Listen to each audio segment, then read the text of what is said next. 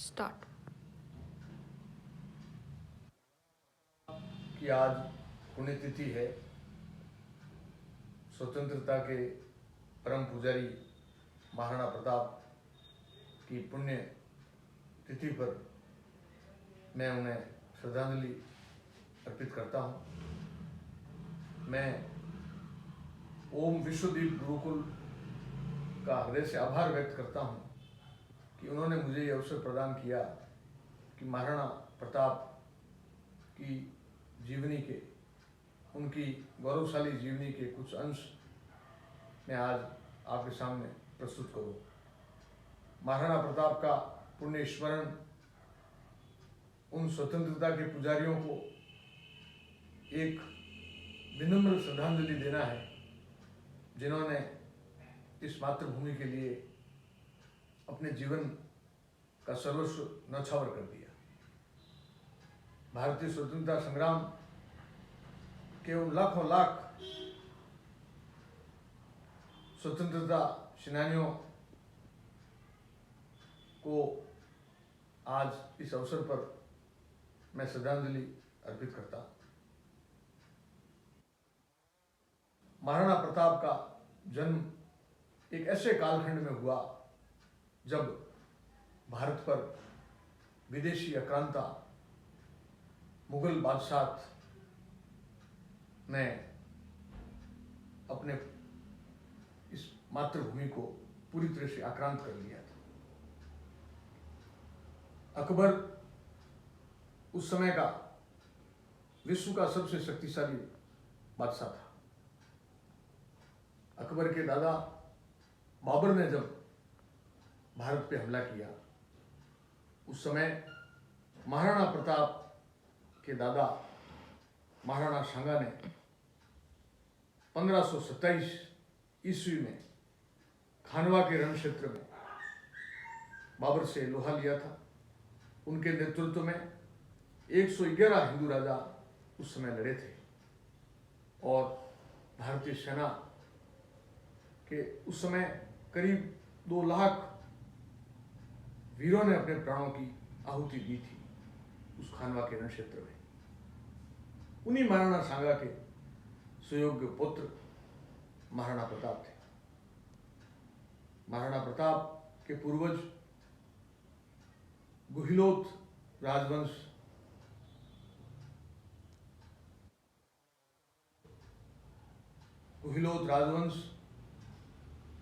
गुजरात में वल्लभीपुर में सूर्यवंशी क्षत्रियों का राजवंश था। भारत पर तो पहला अरब आक्रमण हुआ जो भुज और वल्लभीपुर पर हुआ था। उस आक्रमण में भी गुहिलोत राजवंश ने भारत की रक्षा करने में अपना महत्वपूर्ण योगदान दिया था। कालांतर में वही वल्लभीपुर का जो राजवंश था, जो वल्लभीपुर के पतन के पश्चात ईडर और ईडर से फिर मेवाड़ में आकर 7वीं शताब्दी में बप्पा रावल के समय में उन्होंने चित्तौड़ को अपनी राजधानी बनाई थी। बंधुओं, जब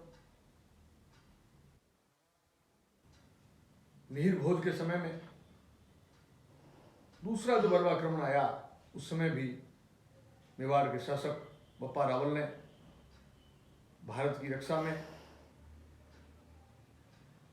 देश की धर्म और संस्कृति की रक्षा में उस संयुक्त मोर्चे में अपना अहम योगदान दिया था। तो मेवाड़ की उसी गौरवशाली परंपरा को महाराणा प्रताप ने भी कायम रखा।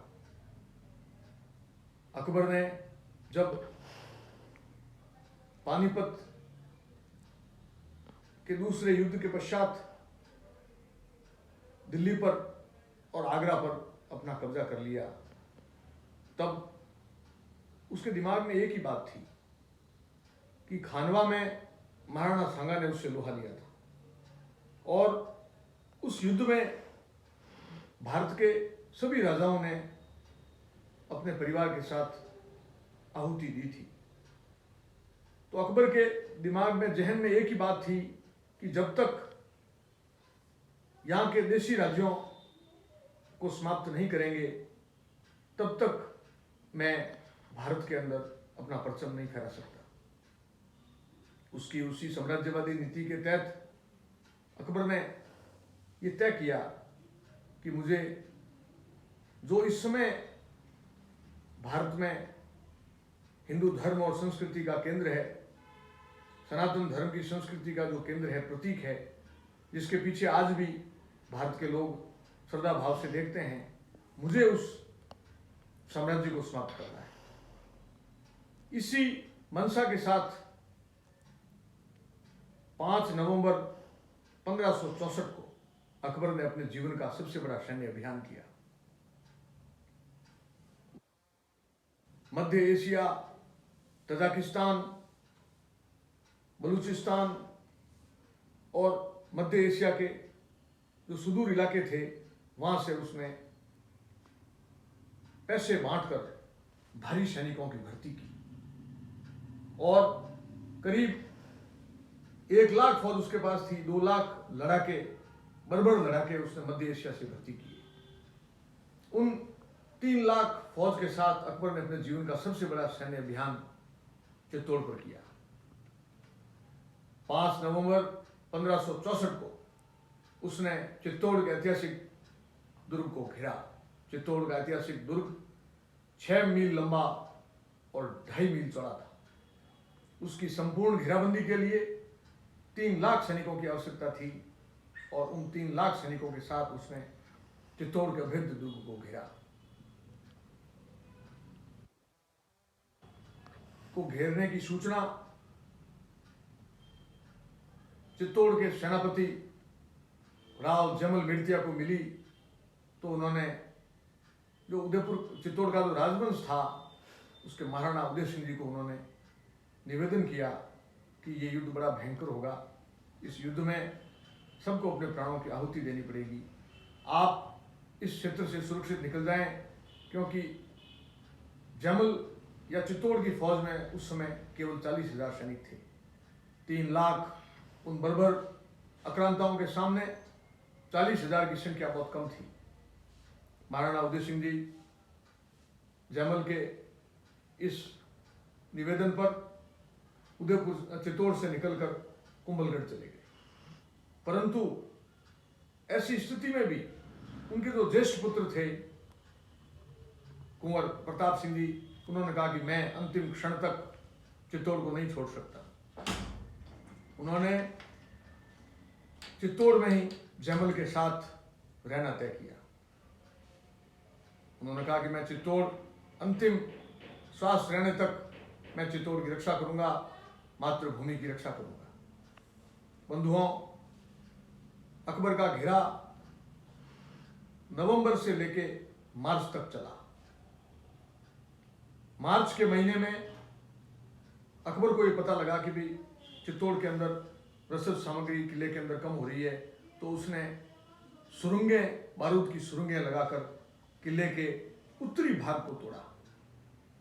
उस उत्तरी भाग की मरम्मत को जैमल जब उस उत्तरी भाग की मरम्मत करवा रहे थे, उस समय अकबर ने अपनी बंदूक से उनके दोनों पैरों पर फायर किया, जिससे जैमल जी के दोनों पैर खत्म हो गए। उसके बाद में युद्ध के अलावा और कोई चारा नहीं था, तो चित्तौड़ के अंदर जो भी रणबांकुरे थे, उन्होंने केसरिया बाना पहनकर हर हर महादेव का रव करते हुए मुगल सेना पर हमला कर दिया। वो 40,000 सैनिक अंतिम श्वास तक लड़े। बड़ा भीषण युद्ध हुआ।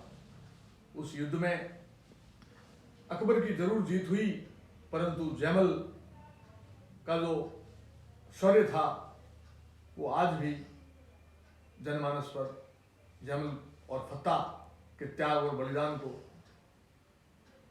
सारे राजस्थान के लोग और देश प्रेमी लोग याद करते हैं। फूल कंवर के नेतृत्व में उस समय तीसरा जौहर हुआ। चित्तौड़ के इतिहास का तीसरा जौहर फूल कंवर के नेतृत्व में हुआ, जिसमें हजारों वीरांगनाओं ने अपने कुसुम से कलेवरों को अग्नि में समर्पित कर दिया।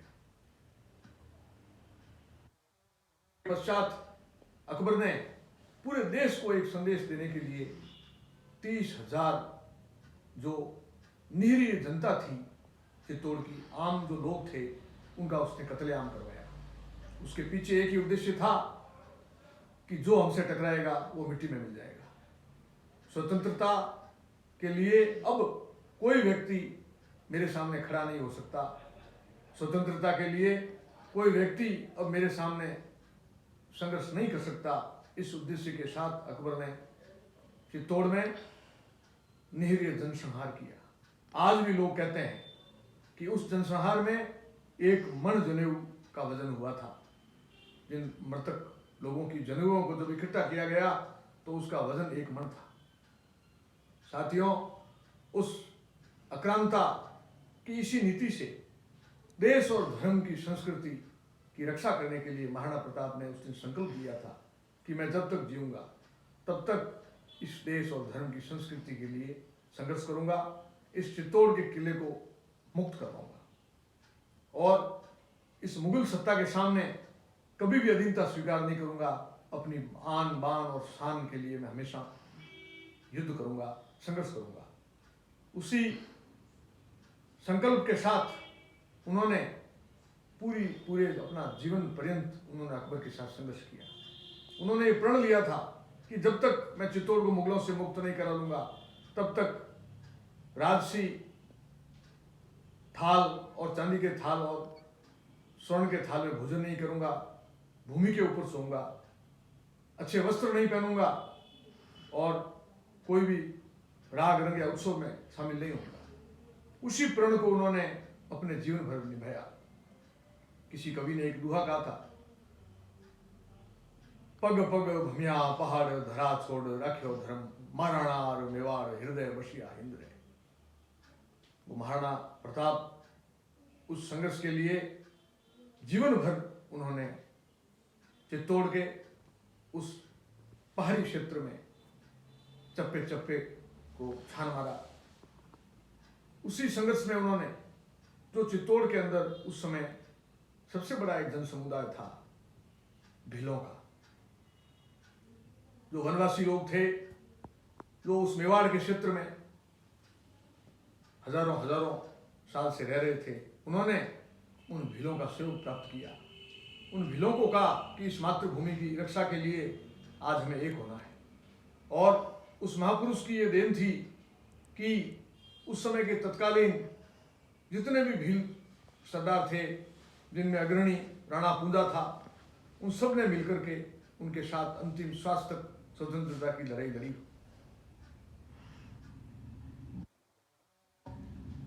1576 में अकबर ने मान सिंह को हल्दी घाटी मेवाड़ पर भेजा। उस युद्ध में भी महाराणा प्रताप बहुत ही बहादुरी से हल्दी घाटी के युद्ध में उन्होंने युद्ध किया और हल्दी घाटी के युद्ध में भी कोई मान सिंह की जीत नहीं हुई।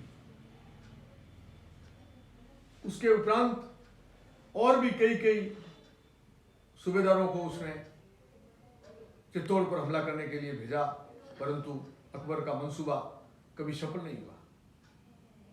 साथियों, महाराणा प्रताप का उस समय के तत्कालीन समाज में इतना व्यापक असर था कि रणथंभौर के दुर्ग को लेने के लिए जब अकबर ने मान सिंह को हडा सुरजन के पास भेजा, तो मान सिंह जब सुरजन के पास गया तो मान सिंह ने सुरजन को कहा कि सुरजन देखो, हमने अकबर के साथ जो अपनी मैत्री कायम की है उस वजह से आज मैं कहां से कहां पहुंच गया हूं। और एक तरफ वो महाराणा प्रताप दर दर की ठोकरें खाता हुआ घूम रहा है। तब उस वीर सुरजन ने एक चीज मान सिंह को कही थी। उन्होंने कहा कि मान सिंह जी, आपको हजार साल लोग एक विधर्मी का साथ देने वाले के रूप में याद करेंगे, और महाराणा प्रताप की स्मृति हजारों हजारों साल तक लोगों की स्मृति में स्वतंत्रता की ज्योत को जगाए हुए रखेगी।